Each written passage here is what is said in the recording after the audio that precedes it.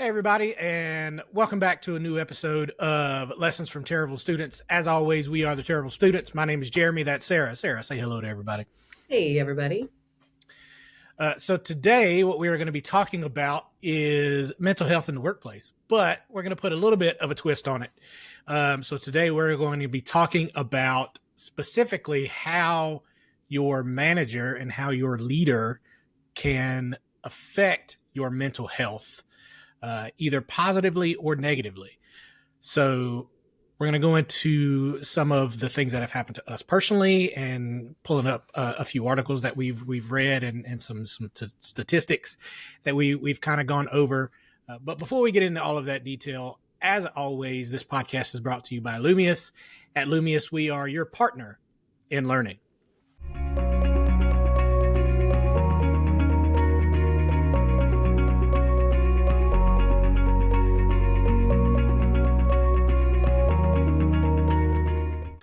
As we typically try to do, I'm going to start with an anecdote that usually goes back to my days in the field, and this does as well.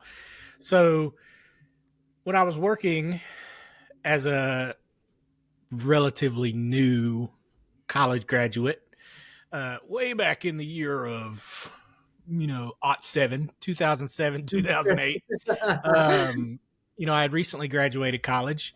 And there was not a ton of work out there. So I got a job installing cable. Nothing wrong with that. It's actually a pretty good job and a pretty good career if that's something that you enjoy doing. It was not something that I enjoyed doing, and I think that was pretty evident to my manager at the time. I look back on it now and I see that he probably understood that that was not somewhere that I wanted to be for a very long time. And that probably shaped his opinion of me. I look back on it now a little differently than I did then as a, dumbass 24-year-old, right? Right. Experience. Yeah, fair. Hindsight being 2020, right? But, I did not have the greatest relationship with that manager. And he did not have the greatest relationship with me either. We had different worldviews. We did not click. We did not like each other. So it did not take me very long to realize that this man did not like me. And when I say did not like me, I mean really did not like me. Like when he would give me what I would say I would call constructive criticism, and I use that term very lightly because what it would be me sitting there getting like he'd be screaming at the top of his lungs, red faced, screaming at me. And for about the first year, I don't know what to do with that. Like I'm just sitting there. It's a relatively small office, and I'm taking it, like because I need to get paid. Yeah. So I'm just sitting there, and it's just hitting me. And I'm just taking it saying, okay. And then I walk out and I continue to do my job. What kind of changed is there was a dispatcher sitting right outside that office. And one day he asked me, he goes, dude, why do you let him scream at you like that? I'm like, first of all, you can hear that? Like, I didn't even know you could hear that, man. He goes, yeah, the walls are not that thick. Like everybody in this building can hear him screaming at you. I said, oh, great. He goes, yeah. First of all, you're not the only one he screams at. So don't like be, too self-conscious about that. I'm like, okay, well, that makes me feel a little bit better. He goes, but everybody else screams back at him. I'm like, what do you mean? He goes, that's how they argue with him. I was like, wait a minute. So I've been like taking this on the chin for a year for nothing. He goes, yeah, I guess. And after that, like I mean, dumb or not, like I took his advice, and the next time he started screaming at me, and I took up for myself. But, and let me be clear here, I am not advocating raising your voice ever in an office setting, in a meeting setting, when you're dealing with anybody. That is not the way to handle this. This manager should not have started yelling. You should Right. not have to yell back at anyone. Like it shouldn't get to that level. Um, but for that year, like I'm balancing how much of this abuse, because that's essentially what it was. Yeah. How much of this abuse can I take? Because I still need this paycheck. I've still got rent due. I've still got groceries I got to buy. How much of this abuse can I take? Still go to work, get paid, get my paycheck, and pay my bills before I just completely go crazy. So that's what kind of leads us into this study that has recently come out from Forbes. So what I'm talking about is Forbes recently did a study, and these are the numbers that I want to come up with. So let me pull this up so I get the numbers right. So Forbes did a study that says the new data suggests that for 69% of people, their managers had the greatest impact on their mental health, on par with the impact of their partner. So that's their significant other. That is higher than the impact of their doctor or their therapist. Yeah. So that kind of blew me away, and that immediately took me back to those conversations. Yeah. I believe it. I believe it. Your manager, you spend 8 hours a day at work, most people, sometimes more. And you want to do well. You want to do good for your leader. So I can imagine that those numbers are pretty accurate. And it's a little scary that Yeah. somebody holds that much power, right? And especially when not all leaders are good leaders. So, Yeah. When I think as we move to different levels, we start to think about management and leadership differently, right? I think when it becomes real for us, when we get to those levels and you start to see that these are just normal people. Like I'm an individual contributor, right? So when I look at people in senior director or C-suite level jobs, like that's still pretty high up sure. to me, right? So my thought process about what those people do on a day-to-day basis is still a little choppy. I'm not sure what that job entails. So I think there's still some mystique around that. And that can lead to a power dynamic that has a lot of effect on this kind of mental health type thing. And I think sometimes that power dynamic is what causes this negative mental health, right? And I hesitate to use the word abusive, but I think sometimes it can lean that direction. And that's why I started off with my experience, because I look back on that now and I do think it was bordering on that abusive. Like I would go in and I would sit down, and yes, I was making mistakes. Like I was new in the role, I was making mistakes, but Right. I know now that the right way to correct me for those mistakes is not to sit me in a small office and scream in my face. Like I No. know like, that's not the way that I needed to be corrected, right? Yeah. And that's not, when you think about leaders and their impact on your mental health, it can be through, through abuse, or it can be through neglect too, right? I've been in situations where I left a really, really good job at one point, and mostly because I was not getting the support that I needed from my leader. And some of that looked like neglect.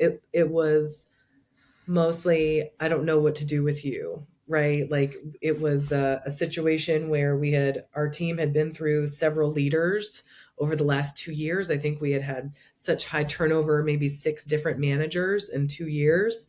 And we were flailing. And I came from a super high performing team. I was a rock star. I was proud of my work. I was proud of my job. And I came into this team and it was just a completely different dynamic. And It was our interim leader who really shouldn't have been leading our team, because they were a step higher. But I think at the point where I finally threw in the towel, it was because she didn't have time for us. And Mm. so it wasn't necessarily that she was berating me or abusing me. The final words, 2 weeks after my father had passed away, and I was in her office and just sharing a conversation I had probably many times, like, I'm not feeling good about this role and the team and how the rest of the company is viewing us. And her words to me were, well, if you're so miserable, then why are you still here? Oh, That was it. well, then That I was guess I'm not. Deuces. Yep. I said, okay, cool. And that was because she was at the end of, I think, what she knew that she could do. I don't know. I think it really came down to she didn't have the time. And that's how that came across, right? As far as my mental health was suffering a lot because I did not feel fulfilled in my role. I didn't feel like I was doing a good job. I wasn't proud of my work. So that's what it looked like for me. And I think it can look like a lot of different things, whether it's being supportive to your people and allowing them to be themselves at work, right? Like what they are, outside of work and at work. It's just it is scary when I think about that number, 69%, right? And like It's what high. a Yeah. huge impact. But for me, that resonates because I care what my leader thinks about me and I want to do a good job. Yeah. And I honestly thought when I saw this report, and I wonder how this number has changed over the years. Like, I wonder what the trend for this number is. And I couldn't find the data. And I It's a don't good know if they just haven't done this study before. I don't know like, is it trending up or is it trending down? Is this number higher than it has been in the past? Because I feel like older generations, and there has been studies, and I don't have them at hand right now, but older generations more feel like their work is who they are Yep. than younger generations. I love what I do, and I enjoy my job, but I do not feel that my job is who I am. Right. But I know that older generations do feel like, I am my job. Like my job defines who I am. And I feel like the people with that kind of mentality, if they have a manager that is borderline abusive Yeah. or, expects them to work 15, 16, 7-hour days, 17-hour days, things like that, I think that might be a different conversation than say, a millennial or a Gen Z are coming in who is pardon the phrase, but Yeah. working to live rather than living to work, right? And that's, I hate that anecdote, but it's just the best way to put it, right? I don't. Yeah. So I You're right wish I had though, the history behind it. Yeah. about the generational thing because I was thinking about that too, and I know that conversation keeps coming up a lot in our podcast and just in general because it is such a there's a difference there. And so if I had to guess, based on what we've learned about Gen Zers, based on some of our research, right, I would think that it's the number would go down because I feel like I would agree. they have figured out how to separate emotion. But I don't think they would stay. Like, I think, Right, they won't stay, and they don't. It's I just they're think, there to do a job. yeah, and I think starting with our generation. So we're millennials, right? For Yeah. anybody that doesn't know, and this is going to hurt people because this is the term. I looked it up. We are geriatric millennials. No, say Don't hurt elder, me. not saying That is the geriatric. term that Yeah, elder millennials, fine. elder's bad, but like But geriatric, are you kidding me? Yeah. so we are first generation millennials, right? I was born in '84, so it's early millennial. Yeah. But we were, as a generation, we have started to learn one. the quickest way to increase your salary is to go somewhere else. Yeah. It's just a fact. The quickest way to get a marked salary jump is to go to another company. It's just, that's the base numbers of it. And there's plenty of studies to back that up. And I'm not going to go into the numbers on it now, but that just is what it is. And that is coming out because of our millennial generation. The other part of it is culture is starting to become a larger piece of it. So I think managers now are starting to realize we have to start to change how we do things, because this quote unquote loyalty that we've depended on that has allowed us to treat our employees like crap doesn't mean anything anymore. Because I would love to be loyal to a company. The flip side of that is I expect that loyalty to be paid back to me. Like, it's a two-way street. And at this point, most companies aren't reciprocating that loyalty.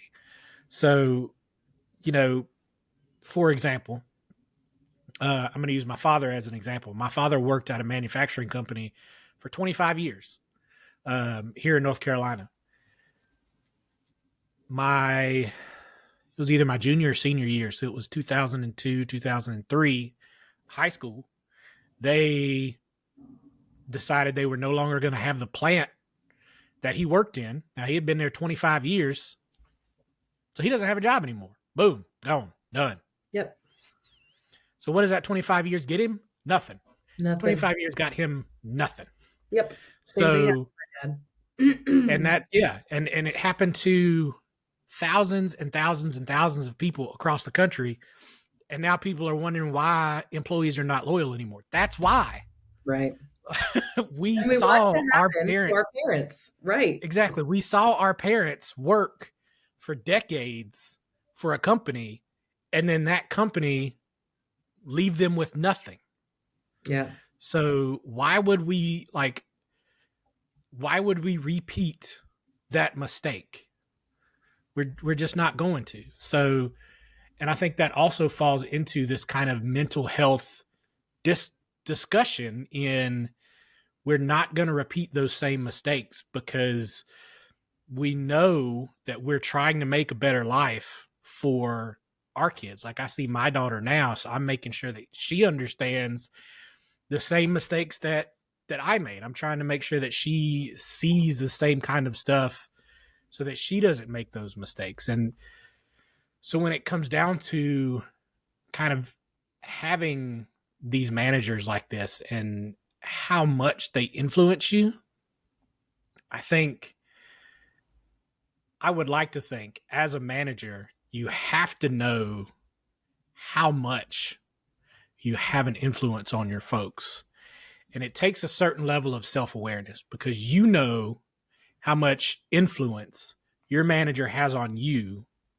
So you should know how much influence you have on the people that you manage. So I've talked to a few folks since I've read this, and I've got a few stories. So there's, one particular person was in a retail environment, and she was telling me she still has, she had a boss that she was really excited about. They changed bosses out. She was in a retail environment. They changed bosses out, and she was getting a female boss for the first time, because she had always had male bosses, and they never really got, they were never really on the same page. So she was excited that she was finally getting this female boss. And the female boss came in, and originally they were speaking the same language. So they were, she got really excited for the first couple of months.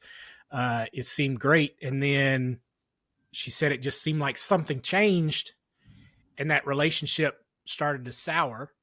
And then it went downhill really quickly, to the point where within 6 months after this person started, she had quit. So like, to the point where this particular boss had always wore stiletto heels.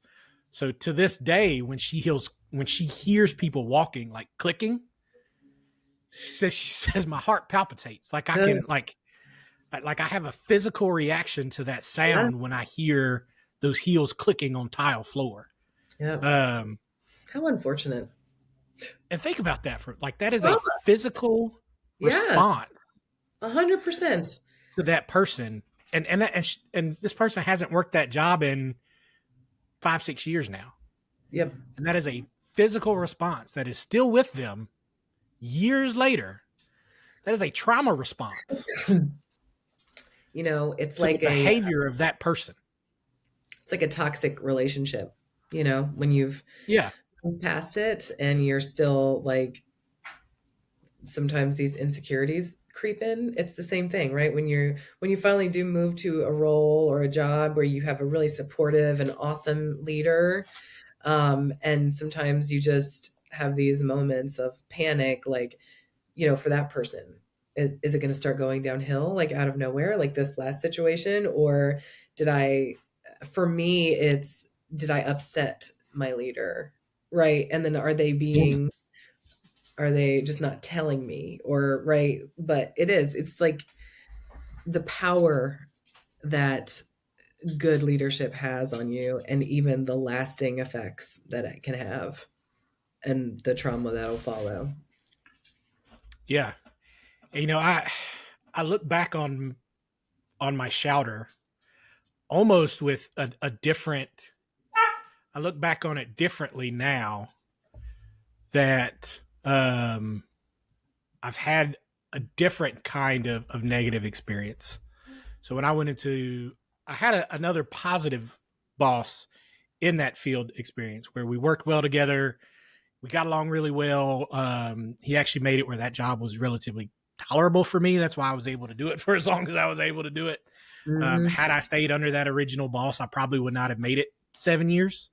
Um, but after I left the field, I went into the corporate learning world, where it went from one extreme to the other. So it went from when you're a technician, when you're in the field, people will tell you exactly what they think of you that quick. Like there is no there. You're gonna get honesty. You're gonna get Right. it real fast. So you develop a thick skin pretty quick. But it is mean a lot of times. It really is. Um, what I was not prepared for moving into the corporate world is that meanness is still there, but it's not nearly as overt. No. Um, so like everybody is smiling to your face, but they're saying something completely different behind closed doors. And that to me, that's almost worse Oh, I agree.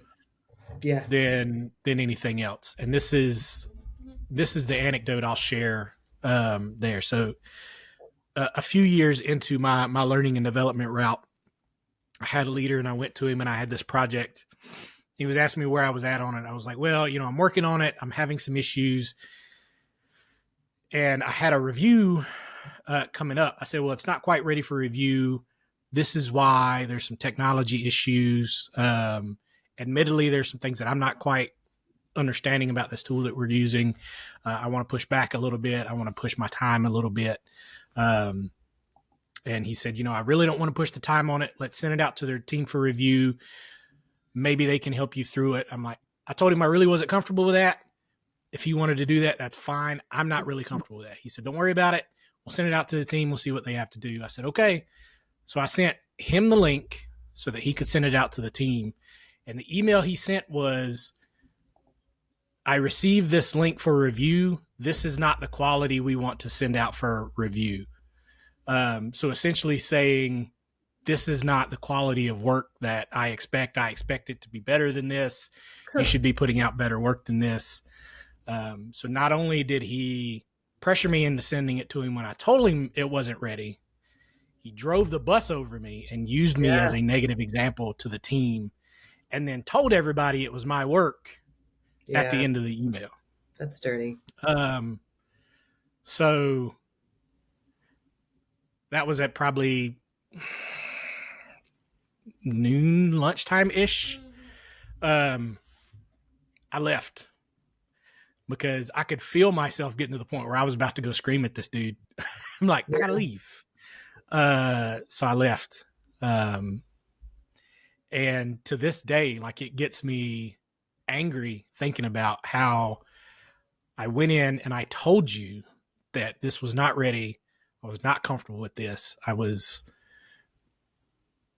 not happy with where it was. And then you used me as an example to the team to undermine me, I guess. Like, I don't even know why this was done.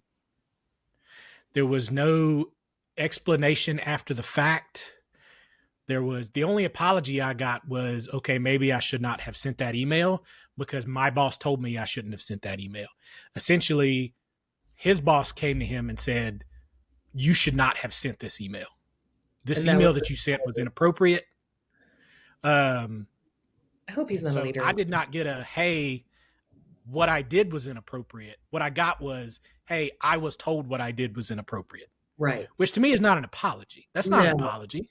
No, not at all. No. It's a statement. Hey, somebody told me this was wrong, so I'm reaching out to you to say that they told me it was wrong. That's not an apology. You're right. But you see how that, like, to this day, just still is a bit triggering for you? Like, it is. And that, it took me a long time to get past that piece, because as anybody in instructional designers know, you have to be comfortable sending your content out for review. Yes. That is core to this job. Like, you have to be comfortable sending your stuff out to be reviewed, because that feedback is important. You're exactly right. Yep. And that ruined me ever sending him anything for review ever again. I could not trust him. I would not send him any links for review. I was never going to send him anything that was not in final production ready mode ever again. Yeah. And looking back on it now, that was where I started thinking, maybe I don't need to be here anymore. Because my relationship here, not only with him, but with everybody else that read that email, now we have a problem. Yeah. Because I'm not comfortable, because this is already, in my mind, it's ruined the relationship with the person that I report to. But, like, I even got emails from other people on my team going, dude, what did you do to piss him off? Like, man, I don't even know. Yeah. And to me, I would rather be screamed at. Like, I would rather you yell in my face than do something like that. I know how to handle somebody yelling in my face.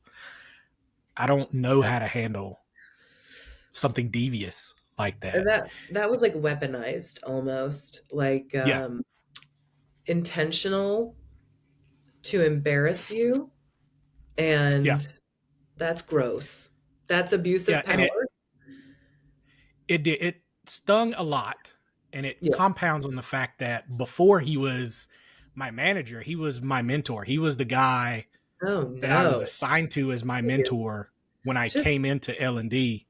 Just sprinkling salt in the wound right now. A mentor, and he did that. That's just crappy. I'm sorry, Jeremy. Do we need therapy sessions over this? We can talk about it. Well, but it's true though. And that's it is. And that's the question. And it really did affect mentally how I felt in that role. Like, I already went in every day and sat in a cubicle in a gray office.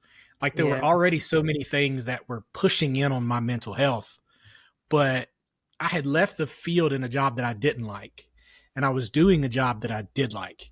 So I was balancing the scale in my mind of, okay, I'm not crawling under a house. I'm not climbing up a pole. I'm inside when it's raining. So to me, it's like balancing that mental load of what's positive and what's negative. Yeah. But that's where the mental load started to shift in the other direction. And all it took was that manager. It just took that behavior from my manager. And I think that's what this article is leaning towards. It's your behavior as the leader of your team, as the primary focus of your employees' work life, can completely change or alter their life. And I don't think that a lot of managers understand how much control they have over their employees' lives and how important that is. Yeah, no, you're right. And I think that's why the best leaders have they've lived those experiences themselves. And they do better, right? They know. I just think about not leaders that I've had personally, but being in companies and knowing, well, this leader has a reputation to be, a real jerk, or they lead with fear and they get results, but they lead their teams with fear. And that kind of behavior, it's going away. Just like we've talked about, like the what's acceptable and what's not. And when somebody has so much power over you, they've really got to use it for good. Your mental health is so important. And that's the other thing that I love about how cultures of company are shifting is mental health. We talk about, like, I'm going to use our previous leader here, Sabrina, who was huge, just advocate for mental health and work-life balance. And that was something I just loved about her. Like, no questions asked. And it's so important to know that you're supported in that way, and not just being told, because this leader, I have to tell my people that I'm okay with them taking days off because they're entitled to it. Right. She genuinely wanted us to, made sure that we were feeling good and our mental health was in a good place. And so it just, it will make or break employees. That is a fast way to lose good people. When I left my job, I literally quit my job and moved back to the East Coast with no job, no backup, nothing. But I made the decision that my mental health was going to be my priority in that moment. And it all worked out.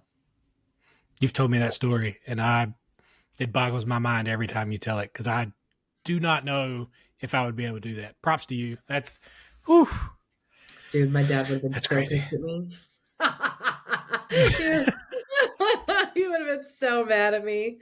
But yeah, no regrets, right? But it wasn't the most responsible thing to do. But that's where I was at that moment in my mental health journey, and a lot of that was impacted by my leader, right? So it goes to show. I love this article that Forbes published. When you brought it to me, I was like, this is a great discussion, because I think that it resonates with a lot of people from all over, whether you work in corporate America, whether you've been in the retail space forever, whether you've, worked in restaurants and the service industry.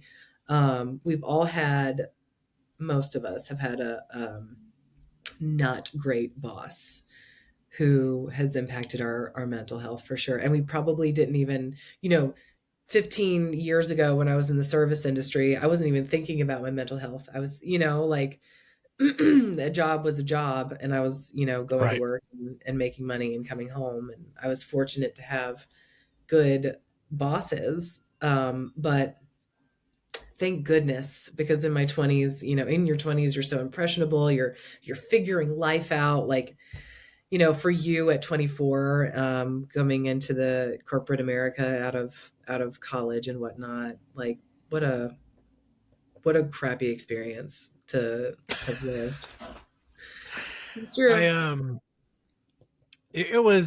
I had a difficult transition coming out of field life into, and it was my late 20s, going into corporate America. I was, I went into corporate America in 2014. And that was actually my first boss, as I went from technician to corporate America. He was great. We went through a realignment after our merger when I got the second one. But that's neither here nor there. I will say that I do think a lot of this, it really does start from, it's top down, right? So I think a lot of managers learn how to interact with their employees from their boss, right? So if your manager is, I'm trying to think of a nice way to put this, but if your manager's a jerk, that's typically how you learn and how you're going to treat your people. And that's why, you know, teaching and training managers how to interact with their employees is so important, because most of the time, I'm not going to say all the time, but most of the time when you're hiring for an open manager slot, you're going to be hiring either somebody that's already done the position, so they know the job that they're going to be managing, so they've already got like the work side of it covered, or you're going to be hiring somebody with managerial experience, but they don't know the work side of it. So there's going to be some type of training that they need to have, right? You're either going to have to train them on the work side of it to get them up to speed on what your company actually does, or there's going to have to be some type of leadership training on how to actually lead people. And I think that's where a big gap is now. They just assume, okay, this person's been doing this job for 10, 15 years. Great. Let's just slot them in and they'll be able to go right with it because they've already been doing the job. So all we got to do is teach them how to pull the reports, teach them how to sign off on timesheets. Bam, they're ready to go. But they're not, because they don't know how to interact with folks when they've had a bad day. They don't know how to interact with folks when, they've had a loved one pass away. They don't know how to be empathetic. They don't know how to, understand that people are people. And that's what I say, that all of this, leadership training and dealing with people always comes back to the fact that I feel like a lot of managers, after they do the job for a while, they start to forget that these are people. Like they exist outside of your company. They have lives, they have loved ones, they have interests outside of working for you. And I think that's where a lot of that relationship breaks down, is the manager believes the only thing that I need to make sure of is that they are here to clock in at the start of their shift and they stay here to the end of their shift. Everything else in their life, I don't care about. As long as they clock in on time and stay here till the end of their shift, and they meet my goals. I don't care about anything else in their life. Yeah. Well, and that also goes to show how important it is, even when you have leaders who have been in leadership roles for 20 years, 30 years, right? They still need reinforcement training. They still need to make sure that the way they're leading is the right way. Things change, things evolve, people do, the way we did things once upon a time is maybe not the right way. And I don't know if it ever was the right way. I think it was just the way. The way. That's fair. I don't know. I think, nostalgia may be tinting some people's glasses, because I don't necessarily know that was ever the right way to do things. I think it was just the way things were done. Yeah. But the other thing I wanted to point out on this article from Forbes, and it does go into stress in the workplace. So it says a large number of people are affected by stress. I know that's kind of a duh statement, but according to the study, 43% of employees report that they are exhausted. 78% say stress negatively impacts their work performance. Other aspects of life are also affected, as 71% say stress at work negatively impinges on their home life. 64% say it detracts from their well-being. 62% say it degrades their relationship. So breaking that down a little bit, just under half report that they are exhausted. Now that's a loaded word. And I know that 43% is lower than all of these other numbers, primarily because exhausted that's a loaded word. That's exhausted. You've already gotten to the point where you just cannot do anything else. Like that is Right. as far as it gets. So I think that's a high number in the fact that, like, if I'm exhausted, I'm done. Yeah. 43%. On the verge of it. Yep.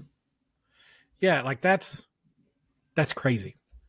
Like for almost half of the people studied say that they're to the point where I'm done. I'm checking out Yeah. because of how stressed and exhausted I am. These The other numbers. 78% say stress negatively impacts their work performance. I believe that. A lot of people say they work better under stress. I've never It depends necessarily. on what kind of stress. If it's a timeline stress, that's one thing. Like, oh, I know I have to get this Yeah. done because this is a due date. But not stress as in like, is my Your boss boss gonna breathing down your neck and poo-poo all over this work that I just spent hours doing, right? Or right, micromanaging things like that. right. Yeah. Yeah, The that's the relationship ugh. piece, this just tell like leaders. Do you know how much power you have? You have the power to cause divorces. Right.